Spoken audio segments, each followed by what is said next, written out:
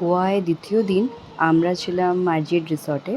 তো ওখানে সকালবেলা ব্রেকফাস্টটা কমপ্লিমেন্টারি ছিল। আমরা ব্রেকফাস্ট আর কিছু মকটেল ট্রাই করে নিয়ে তারপর আমরা বেরিয়ে পড়লাম ডলফিন দেখতে। নর্থ গোয়ার মার্জিড রিসর্ট থেকে প্রায় 1 থেকে 1.5 ঘন্টা যাওয়ার পর আমরা একটা সি বিচে গেলাম। সেখান থেকে স্পিড বোট ছাড়া হয় আর সমুদ্রে একদম ডিপে নিয়ে যাওয়া হয় আর ডলফিন দেখানোর জন্য। আমরা সেখানে গিয়ে অনেক কটা ডলফিন দেখেছিলাম, কিন্তু সবচেয়ে বেশি ভালো লাগছিল দেখতে ডলফিনগুলো তো লাগছিলই ভালো, তার সাথে এই জলের নীল সমুদ্রটা চোখ শান্ত হয়ে যাচ্ছিল। তারপর সামনে একটা শ্যাকে কিছু খাবার ট্রাই করে আমরা আবার ফিরে এলাম রিসর্টে সন্ধেবেলা।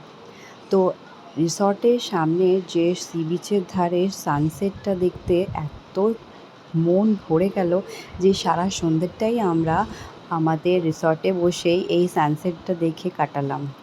আকাশের রং ক্ষণে ক্ষণে চেঞ্জ হচ্ছিল, আর যতক্ষণ না অন্ধকার হচ্ছে এতটা সুন্দর লাগছিল যে আমরা সারা সন্ধ্যেটা হোটেলেই